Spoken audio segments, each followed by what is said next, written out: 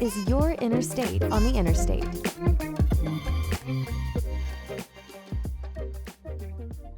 Hello and welcome to Your Interstate on the Interstate, Season 2.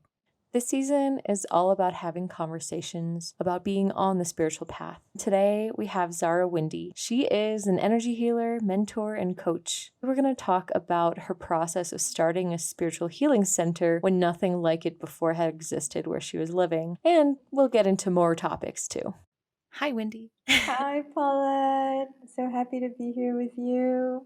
Thank you so much. Thanks for joining me all the way from the other side of the world in the Philippines while I'm here in Peru. Do you want to just introduce yourself or just share whatever's on your heart and your mind right now? Sure. Okay, so well, just a little bit of background. I'm originally from the Philippines, but I grew up in Europe and in the U.S. and I moved back here in the Philippines 7 years ago from Switzerland with my family, and we had a Swiss restaurant for about 2 years, and that was our first business, my first business. And at the end of the 2 years, I was super burnt out and low energy and cranky. And I went on a trip to Angkor Wat just to kind of restore, recharge. And I went there with my daughter, 2015, and they were offering Reiki in one of the little cute massage places in the town. And I really didn't know much about Reiki at that point, or barely knew what it was. But that first seed was planted, and I started researching about it. And the following month, I was in Thailand, and you know how things just fall into place so effortlessly when they're meant to be. So I basically looked for a Reiki course, found a teacher, and then the rest is history. Pretty Wow. much, yeah. So I got started with Reiki then, and I brought it to the town of Cebu where I live, and there were not many practitioners. Were there any? I think there's just one person. Definitely, there were no Reiki teachers, and so people were just interested. They were just thirsty to learn something different. Spirituality was basically the Catholic Church. Oh, yeah. And so I was offering something new, and of course, there's a lot of skepticism, which is totally normal. Especially since I'm from Manila, like a kind of speaking of a foreign language. I'm a foreigner. And so by 2016, I did my master level, and I also got my yoga certification.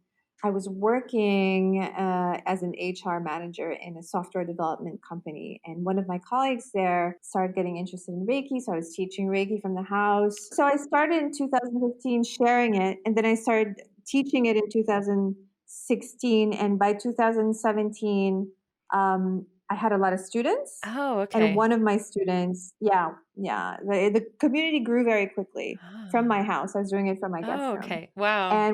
And so my colleague and I were like, let's do it. Let's open a wellness center, because there were none. Mm-hmm. Right. And so what happened was that in a very dramatic turn of events, we were about to start the business, and she pulled out, and I lost my job kind of in the same time frame. And I was like, okay, this is meant to be. I was going to go back to Europe. Like, I was at a loss for the next step. And then somebody came in, the picture, a friend of mine came in, and she was like, no, you have to do this project of yours. And she just decided to invest and support me. So I opened the center by myself. Like, I lost my job. I started the center earlier than expected, alone, without the partner who had backed out. And so that was the Gasho Center, which was open from 2017 to 2019. And I remember it just happened so quickly. I ended up in the center and thinking, what did I just do? Wow. Kind of overwhelmed at the prospect of, wow, I have rent to pay, and I have, like, what am I doing? I have no job. Wow. Yeah. What were some of the feelings, like the emotions? Like, how did you navigate through that? Because I think a lot of people, if they would be in that position, it would be just too much of a risk or too scary to do it on their own. So, like, how did you get through that, the early part? It's a mixture of excitement. I get very excited and passionate, and it's a creative energy that I can ride, but at the same time, so much anxiety, so much like self doubt, so much like, okay, I'm just going to close in 6 months, it'll be okay. Like that Mm. negative. And so I was training for I was working with my Reiki level 3 teacher at the time. And I remember telling her, yeah, it's okay. Like I can just close down. And she was like, wait a minute, what are you even talking about? Like, you're not, you need to shift completely and be like, Mm. just visualize a place thriving. And I needed to hear that. Of course, I teach that to my students, but I didn't apply it at that moment. i was Oh. i was just caught in a panic, and I made that shift. I was like, okay, this place is, I was visualizing and thriving and growing. And guess what, it did. Mm. Of course it did. It Yeah. was so beautiful. It just did. Oh. As soon as I released a lot of that anxiety, things just flowed. Yeah. Obviously, it wasn't without its struggles, because I was by myself and I felt pressured to make it work as a business, and having all these struggles about doing spiritual work and being a salesperson and a marketer, which I was like, how does that work? That was all new to me. And it was only until 2020 that I was like, okay, I can actually reconcile all of this and integrate. And it's actually how the future is going to look like, is Mm. people earning well and doing spiritual stuff, and that's fine. Yeah, I think that's a really common thing for a lot of people on a spiritual path when they're like, Yeah. I want to do this, this is my purpose. Mm. But then it comes to the practical things, and it's almost like having a split mind of like, wait, now I Yeah. have to put on my business hat and now I have to put on my spiritual hat. And it's like they can't be the same person almost. What sort of advice might you have for someone who's in that? So I've had to do a lot of shadow work to be comfortable navigating those different realms. Shadow work around money, like a shame around sales. I didn't Mm, even acknowledge that I was having judgment towards selling. All these things. Like mm-hmm. everyone can use healing with their relationship towards money. And recently, I realized like all of us are actually salespeople. Yeah, Yes. without knowing it. Even if we're not actually like selling a product or using money, yes, we're selling everything that we're doing, what we're saying, what our beliefs are, all of it. Absolutely, absolutely. People think, oh, if I'm spiritual, then I can't hold on to money. But that Mhm. was my belief. Mhm. And now I'm more into, what, money is, well, it's energy for sure, but it's tapping into that flow and receiving gracefully, and then sharing it and using it to do more of your mission. Like all of this just came into place after the center closed. How things unfold is never ending. Like every day I have new insights on how to better reconcile these different aspects. And to answer your question, I want to say the age of Aquarius is upon us. To sound like so new agey, but there's been a big shift energetically, and you know Mhm. this because we've talked about it. There's been a big shift from building solely from a 3D perspective, Mhm. accumulating wealth and greed and empires, into the other realms of expanding consciousness at the same time. Mhm. So that's happening, and it'll facilitate people who are in this position of wanting to do this kind of work, that they could trust that they were safe to do that it was a good idea, that the risk was too great. That's changing. Mm. You're saying that the collective consciousness around these themes of like having spiritual businesses or spiritual focused or based businesses are going to be supported. Well, there's a collect. I think that the collective consciousness is also interacting with cosmic alignments. Mhm. You're more aware of astrology than I am, but I know how it affects me. Like I don't know the Mhm. intricacies of it. So it affects the collective consciousness, and then it's interactive, right? Like the whole universe is constantly talking to itself. So yeah, I'm very optimistic about that. That's amazing to hear. Yeah, I think the word that just keeps coming to me is trust. Yeah, It's like all these old belief structures that yeah. we've been carrying collectively.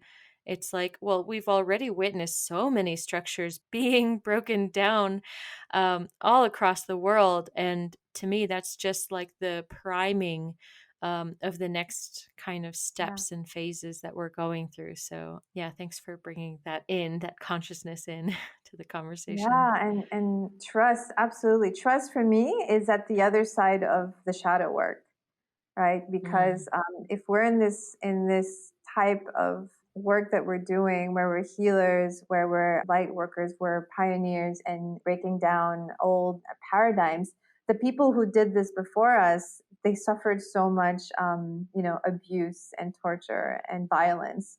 So of course, mm, the trust has to be rebuilt, right? Because of all the hmm trauma that healers have had to suffer for generations. So that's why I keep talking about that release and facing those fears and acknowledging that they're there, that acknowledging that we have wounds to heal personally, collectively, on a family level, on a relationship level.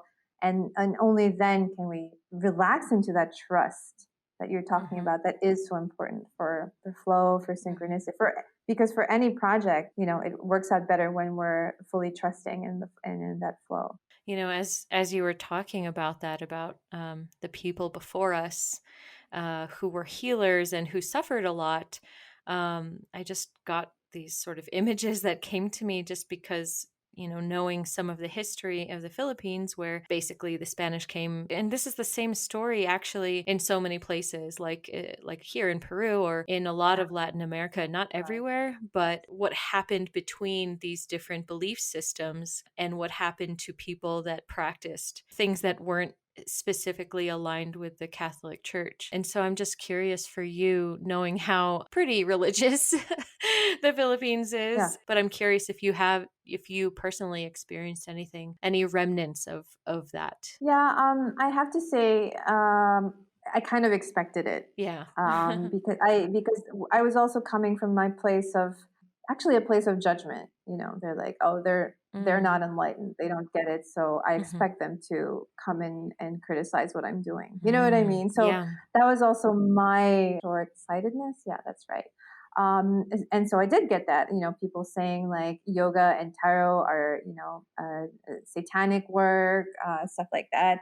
And at first I would kind of like almost laugh it off. And I felt like I was above that I didn't need to address it even, you know what I Mm, mean? And like hmm the right people that were drawn would come to me. And then, they just had to spend a moment at the center to realize that what we were doing was not, devil worshiping. Just because the energy that permeated the mm, space, which was a space of healing, a space of transformation, it was literally a portal because of all the work that was going on there. And mm, so you would just come in this, people would say, wow, I step in this door and I feel so relaxed, I feel so at ease. And then some of them would cry. They would just be like, overcome, just by being in the space. So word of mouth, right? Reputation really is built by one person at a time, one session at a time. So that's how I manage that. What's interesting, and interesting that you also mentioned that things are shifting, is that very recently I've seen a backlash with people who I consider my peers, or people I consider are more open minded, who are starting to uh, say that the only way is Jesus' way. The only way is being with God and not doing, like, the modalities that I practice, like, Reiki mm, and yoga and even tarot crystals. So that for me was more of a shock and more hurtful, because I felt like, wow, these are people from my community. Like I expected from, like you said, the very conservative older generation in the Philippines, but I didn't expect it from some of the coaches in the healing space. And that was also, it's part of the process, part of the journey. And hmm it just helped me kind of even just recalibrate and center and ground and be even more in my own truth, because contrast helps us do that, right? Exactly. That's Yeah. what I believe this whole world of duality is about, is to experience it all and then realize that we're all of it, and to live and flow through it without judgment. But it's through these Yes. interactions, through these Yes. pushbacks and criticism and all of these things, that's where Yeah. we start to know ourselves, and where we see where we're actually blocking love from ourselves, right? Or where we're blocking love towards others as Yes. well, right? Absolutely. I wanted to mention, earlier you were saying how you basically created a space where it was such clean, beautiful energy that people would come in and start crying. And I was remembering the first time that I met you, you were holding a cacao and rapé ceremony, and it was so beautiful. And I witnessed so many people, and me coming from Peru, it's like Oh, that's kind of like, you don't understand how amazing it was for me, half Filipino, seeing like someone yes. Filipino in the Philippines sharing these things with so much love, and seeing the effects. Like I saw some of those people like who would never, like they were explaining, Right. like I've never been to anything like this ever in my life, and by the end they were in tears and hugging, and just like, it's, to me, it Yeah. just showed the potential that we have to heal, and the potential that people are ready for it. Oh my gosh, they're so ready. They're so, so ready. I think everyone in the whole world deserves it, but I think that Filipinos tend to suffer a lot, like relatively, like culturally as a whole. Yeah. Like there's so much suffering, and it's Mm. it's time, I think, Yeah. for coming back to Yeah. remembering who we are, remembering the power. And I'm so happy to know you. And also, recently on Clubhouse, I've been connecting with other Filipino people who are, and not just Clubhouse, but in general, it's like Oh, there are so many others like you who yeah. are like sort of pioneers, who are bringing in this new energy. And it's not new energy, actually. This is the energy that we are, which is just unconditional love. Yeah, Yes, it's source. exactly. But bringing back the Yeah. remembrance of it. And so I'm so happy to see you and others that are really instigating a lot of healing and a lot of change, Mm. collectively. Thank you. This feels really nice to connect to you, and when we do this, we amplify it, right? We amplify that energy, that opening. Yeah.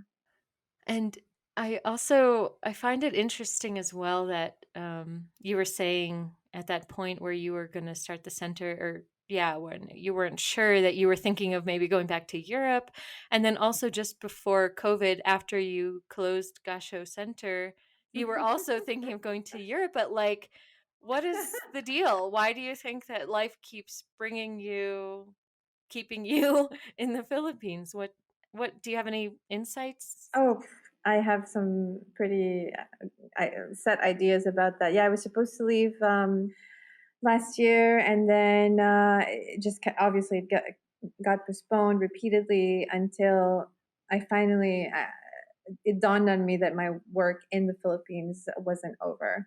And so you mentioned that energy of suffering here in the Philippines, and you're right. And not to say that there's no Mm-hmm. suffering in other countries, because you just have to go to take the train in Mm-hmm. Paris, and you can feel Mm-hmm. suffering there too, believe me. Like in the underground, like people are not like bursting with joy. But here in the Philippines, it's a different imprint Hmm. of suffering. And again, it goes back to that. Of course, there are different levels of it, but I'm really feeling drawn to contribute to that energetic imprint of that suffering that's still kind of caught under layers of industrialization and whatnot. Like it's kind of been left to rot, Hmm. like you have a cavity and then you just put filling without removing the Hmm. cavity, sort of thing. That's deep work, and it's going to take a lot of time and a lot of love. Yeah. And so I'm glad to be here. I'm glad to be here doing this. Yeah, and because really, you and I, we're citizens of the Hmm. world, right? And anywhere we go, we can contribute to our mission, right? In a way, it doesn't matter where we are. However, sometimes we're guided to go to certain places for reasons that we Exactly. don't even need to know Yeah. at the moment, and only in hindsight. Right. That's the trust Exactly. again. Yeah. It's Yeah. the trust. And I think I've been able to trust more and surrender more, and it just feels amazing to be Hmm. able to trust. So I was talking to a friend of mine because I just signed for a 1 month place in by the Ooh. beach. And then my friend, who's also very intuitive, said, "Wow, that the land needs healing there." So it's not only the Mhm. people; it's really the Mhm. land. like how they say the earth also has Mhm. its chakras, and the Philippines. Someone was saying like we're near the heart chakra or something, and that makes sense. And yeah, so the land needs that love as Yeah. well. It's Mm. memories are carried in like pretty much everything, and all the particles, everything is there. Yeah. And Yes. the way that people have kept the traditions of working with the land here in Peru, in the Andes specifically, is really beautiful. Wow. Like they do Yeah. despacho, which is, it's like an offering, and it's an offering like in the month of August. Yeah. It's a whole month dedicated to Pachamama, like Mother Earth, basically. And so they'll do these offerings specifically Oh, to the earth, wow. to thank the earth for I things love that. that they've received, and also for future things. And it's also an opportunity to dream your reality into existence. Oh my gosh. Can we do that here? You can. I believe that everywhere in the world there were traditions and memories of the connection with the land, because pretty much everywhere in the Mm. world we have some relationship living on the earth, getting our food. There's this constant reciprocity. And there's a word here in Quechua, which is Aini, and it's really beautiful. And it, in a sort of diluted translation, it means reciprocity, but it is much more profound than that. It's more Mm. about the Okay. interchange that we all have, and realizing that we're all in relationship with everything, including the earth, including other I people. love It's amazing that you're intuitively working with the land in a way, because I think that collectively we're coming back to the remembrance of how we've all, like humans, have done things for millennia, and we've forgotten in recent years. But it's Yeah. amazing that it's coming back somewhat naturally. And it's, people like you who are, Yes. maybe people haven't done that there in Cebu, in Mactan, wherever you are, in ages. And Yeah. it's beautiful that you're doing that, and following that guidance to do that. But definitely, I think that our relationship to the land is reflective of our relationship Hmm. to Hmm. ourselves, actually. And here in the Philippines, people have they've really cut off their relationship to the land. Hmm. You've been here and you see how people throw trash, right? Like plastic, they burn plastic, like all of this stuff, and um, that disregard is also how they interact sometimes Hmm. with themselves and each other. So as we heal our relationship to the land, we heal everything else also. Like I feel, yeah, it's so deeply related. And one of the reasons I was talking recently about my human design profile, and my friend was telling me how I'm actually a Oh. mountain. I have a mountain in my profile, which means like I thrive Hmm. in mountain areas, and I was like, wow, that's crazy because I love like I was born in Baguio. I love the mountains. I used to go to the Alps. Like I really love the mountains, and I feel that the memory you're talking about, the memory of the land, like it's Hmm. different in the mountains here in the Philippines, especially because in towards the sea, the Hmm. coastal towns, they were the most heavily impacted Mm. by colonialism. Like a lot of the those battles were fought there, Whoa. right? And when you go further inland in the up in the mountains, and that's how I imagine the Sacred Valley. It's like it's so protected. It's protected Hmm. by the land itself, and um, those are the people there are like very have a deep relationship to their land, and they won't let you invade it. Like Mm. they won't. So here in the Philippines, in the mountains, they're known as really like also warriors, and that the colonial trauma is not as pronounced there. I never made that connection. Yeah, yeah, you can feel it. I had the opportunity to go to Kalinga about a dozen years ago, and it was so beautiful just to feel exactly what you're talking about, that it's protected and that they carry all this wisdom. Yeah. Yeah. And it's very similar to Peru, actually. So the Caros, they're known as the last of the Inca, and they have a similar story because they were in such high elevation. Is supporting them. So they've been able to maintain a lot of these ancient practices, including how they work with energy, which to me is just unlike anything I've ever experienced in other areas of the world. Yeah. Yeah, it's such a beautiful connection that I did not expect. I also love what you said about the connection of how we relate to the earth is how we relate to ourselves and our bodies. And I think that each land has the information of how we Mm. perceive ourselves collectively. It's like the collective body. Yes. I would love to see a change in the Philippines, and whether that's in my own perception or in the collective consciousness about it. But I would just love to see people valuing more what's already there. And I mean it on both levels. I mean, the land itself is so rich and so diverse. I remember the first time that I was old enough to remember going to the Philippines, I was just in shock at how beautiful the land itself was. And for some reason, it doesn't seem to be valued to its full potential yet. And I also see that with individuals. I think Filipinos are some of the most talented people in the whole world. And maybe I'm biased, I probably am, but I just see so much potential and so much creativity. And so there's so much room to grow in terms of valuing all that we have, all that is there on both of those I levels. agree.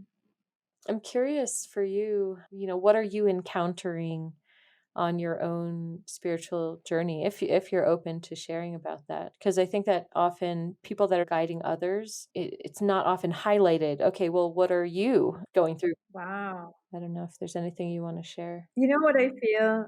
I feel like so I got married quite young. I was Mhm. 24 and I had my daughter when I was 28. And I feel so now she's 19 and I feel like I'm 24 again. Like I'm picking up where I left off. Yeah, that's how I feel. And so when I met her father, who's French, I was about to. I graduated from university. I did a couple jobs. I wasn't happy.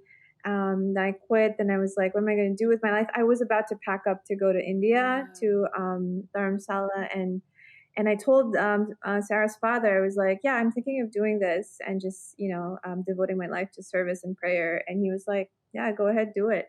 And so I married him instead. No. 'Cause Oh I my was God.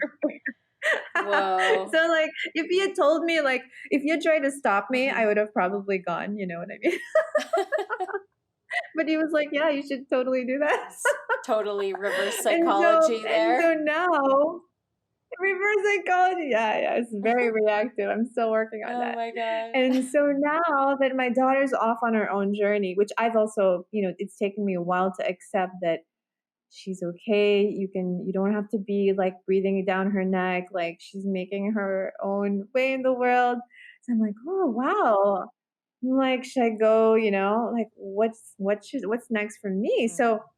So that's where I've been, kind of like, what is my next step? Wow. Um, I closed the center 2019, started working online, was supposed to go to traveling, and then I've kind of been in this like in between phase, Mhm. and I feel like now, or starting last month, things have just started flowing again, and I'm having opportunities for work that are related to, I mean, my type of work, that are opening up kind of like beautifully and abundantly and synchronistically. Mm. So that's where I Amazing. am. I also just completed a free diving certification course, which I Ooh. love because it puts me in that beginner position where I'm like, I'm kind of unsure and clumsy and impatient and all of these things that my students go through. Oh my Yeah, and I love it gosh. because it makes me more empathic. It's Yeah. like, okay, that's what,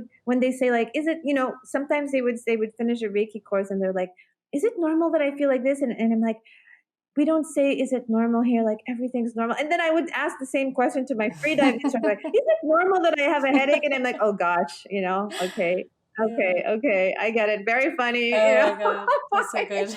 it gives me so much humility, and like Yeah. I love it. I love it so much. So yeah, Wow. yeah, that's where I am, and I'm Mhm. moving. Like, stay tuned. I'm gonna be like on the beach soon. Ooh, yeah. I You'll have like to that. come visit me. Absolutely. Yeah, I'm there. yeah, I love that, the beginner's mind. Like, I think that's something that I keep coming back yeah. to and need to keep coming back to because every time that I think, Mm. I got it, I figured it out, this is the meaning of life, it's like, let me just come back to beginner's mind, the not knowing, because that's when we're actually the most open to the present and Yeah. what actually the truth is. So, Yes, yeah, yes. that's beautiful. And I also did my first free diving course in the Philippines a couple years ago. And it's such an amazing experience, like very meditative. And I think it's a lot more profound than most people Mm. might realize. So, Yeah. do you want to share about that process for you? Sure. So, there's a funny anecdote where when we first started practicing our static breath holds in the swimming pool, right? I would put my head underwater, and then I would immediately be like transported to this underwater kind of like a magical world with like different sea animals coming to greet me. Things like that would happen. And then at one point, I was like in a cenote in Mexico, and it's like, whoa, it's so beautiful there. And so that really helped me with my breath holding. I think with all the shamanic journey practices, Mm. I just went straight there, which was really fun. But the other thing about, they say like, oh, meditation, free diving, but then I realized when I meditate, I really use my breath as an anchor. Mm. And so when you're free diving, you don't have that anchor. That's why I was like, "Oh my god, where do I go?" So, took a while to adjust to that, like, you're holding your breath, you don't have the breath as a tool, and breath has been my Oh. tool all these years. Yeah, So, it's kind of forcing you to a new way of a meditating? new way, a new way. Yeah, yeah, yeah. Yeah. Something about the freediving class that I took that I found fascinating was, and I don't remember the name of it, but there's some sort of like Yeah, mammalian, adaptation reflex. Yeah, that's it, mammalian yeah, adaptation reflex where basically you like have this like if you're underwater and you have this like this desire to take yeah, a breath, but if you get over that, then you can actually stay underwater so much longer. And to me, it's like transcending the monkey mind in a way. Or, for yeah, example, like I did a fire walk ceremony where you walk on hot coals. And it's like you just have to get over this yeah, threshold of the survival instinct. And yeah, once you're over it, it's yeah. smooth sailing. So it's really similar to that, where you just have to get Yeah. over this Mind little over matter. survival instinct of, oh shit, I'm gonna die, Yeah. to then relax Yeah, into the it. shit I'm gonna die is quite strong, so Yes. But, it reminds me of this pranayama class that I took last year. And one of the practices Yeah, was to do ujjayi breathing, alternate nostril. And at the end, you hold your breath for as long as you can until you just can't any longer. And I asked the yeah, teacher, like, why? Like, yeah. why do you need to do that? What is the purpose? And one of the things he said was that it takes you to the state where you can see your fear. You can see your fear of Mm. death, which in day-to-day life we don't necessarily encounter and confront those feelings very Of much. death, yeah. What helped me a lot also was one of my teachers was saying, your body, when it builds up CO2, it's going to start convulsing at some point, but you're safe. You're still safe. Your body can withstand. Hmm. So I was like, oh, you mean it's okay if I'm convulsing? So he was like, yeah, it's okay. So, and then, okay. So I would start like feeling my belly like convulse a little bit. I mean, I can be competitive, but I was like, I'm not going to push myself. So I Hmm. stopped. But then he told me, Wendy, some of these more competitive, especially the guys, I think, they would convulse like a flapping fish, like really Oh. convulse. I was just like slightly, my belly was kind of up and down and like, okay, I'm good, Yeah. I felt the convulsion, I'm Right. good. Like, but he was like, Yeah. no, we really, it's just about how we look at ourselves, like, oh, convulsing means Hmm. near death, but it's not true necessarily. Yeah. So it's I interesting. Yeah. Yeah, I did not have any convulsions. That was not part of my freediving experience personally. Yeah, he told me that it's kind of typical to experience convulsing on your way up from the if you're Hmm. doing a line dive and you go down, you shouldn't be convulsing at that point. If you do, it's like anxiety induced. Ooh, But then if on your way up, your body's like obviously starting to be low on, on right, oxygen and high on right. CO2. So he's like, that's normal. And I remember at the beginning, someone, yeah, they hadn't told me it was normal. So I would be like in a hurry to go up because I'm like, oh my God, I'm convulsing. So, Yeah. I had to hear that. Like, it's okay. Your body's Mm, not going to be damaged by this. Like, yeah. so it's really all about perception. Wow. There's a lot of great life lessons there from Oh freediving. my gosh, all the time, yeah. From everything. Even from dancing bachata. Oh my God. Tell me your life lessons from dancing Yeah, bachata, everything. please. Well, yeah.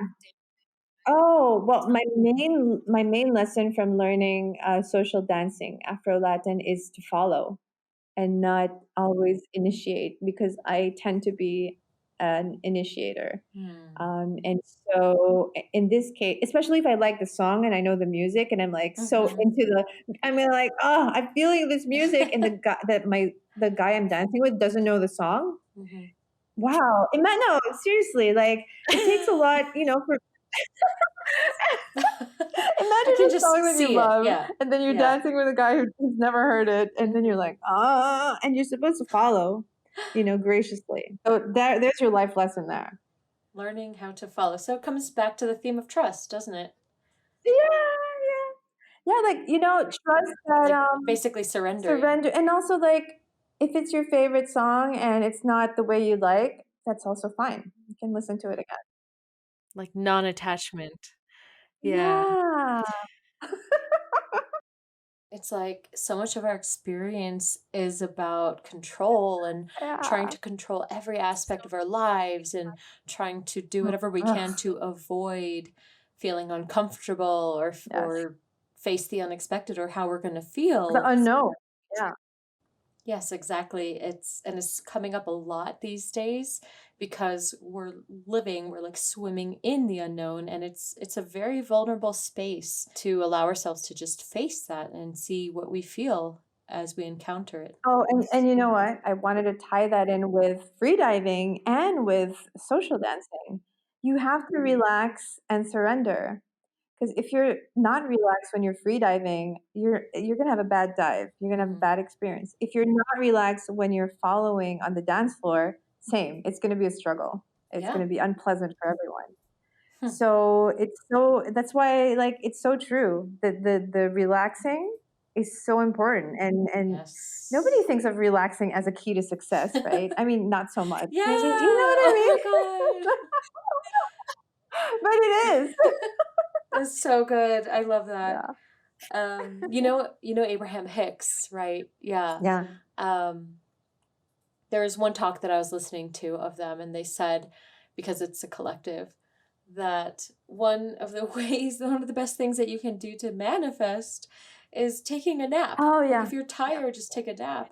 I And you're love them. right, like you would never see that in like a hustle, hustle, hustle, like take a nap. No, like, no, it's like the opposite of Yes.